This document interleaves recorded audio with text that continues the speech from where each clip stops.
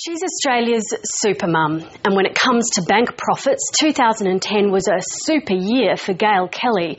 The South African-born boss of Westpac unveiled a massive $6.3 billion profit in 2010, the biggest of all the big four banks.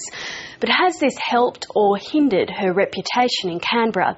And will 2011 be her year of reckoning?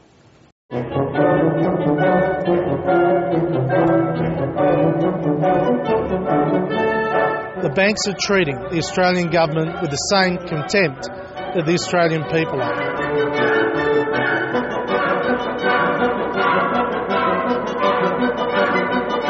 I think consumers should have a good hard look at their bank and have a look around to see where there may be better options. At 54, Gail Kelly has worked more than half her life in banking, and delivering a record $6.3 billion profit in November should have been a red-letter day. Instead, it was a day the politicians saw red. It's little wonder that so many Australians are so angry. Black Swan is being treated like a fool by the banks. And I'm pleased with our performance. This is a strong, high-quality result. The question is, what is the Westpac interest rate decision? And our answer is that we have not yet made a decision. She's a woman, she's a very accomplished and powerful woman who's brave and very high profile when it comes to some controversial issues. Therefore, of course, when there's an environment where the banks are on the nose with the public and perhaps with government and regulators, she's going to be in the firing line. Gail Kelly hails from South Africa, where she started her banking career as a teller in Johannesburg.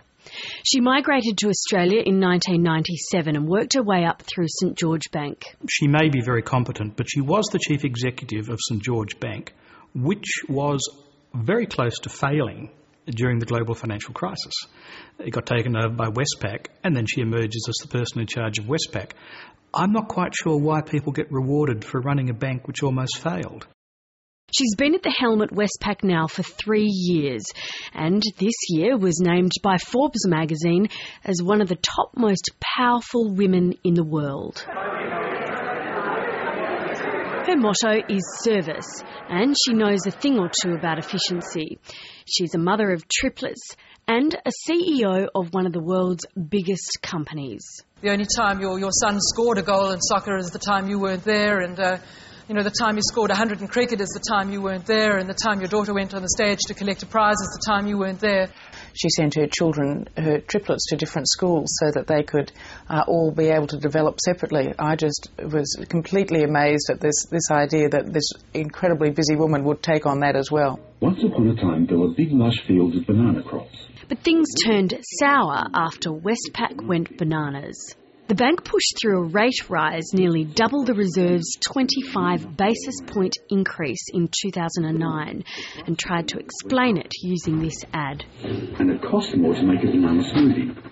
That's why the price of smoothies... No, I don't think it was her idea, her concept. But of course, she's the chief executive of the brand, and particularly because she is so well known and stands out, she obviously had to take responsibility. While the backlash took the shine off brand Kelly, it didn't hurt profits. In her 3 short years at Westpac, Gail Kelly has managed to almost double the headline profit numbers for the company. I suspect a lot of people could do that job.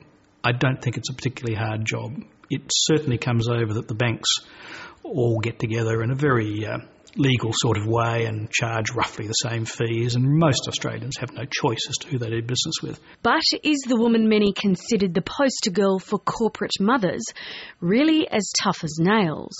And if 2010 was a year of profits, can she follow that up next year? So how Gail Kelly walks that fine line in the next 12 months, trying to fend off regulatory pressure and at the same time drive growth for Westpac, drive profit growth, is going to be very, very challenging. I think 2011 will be her most challenging year to date.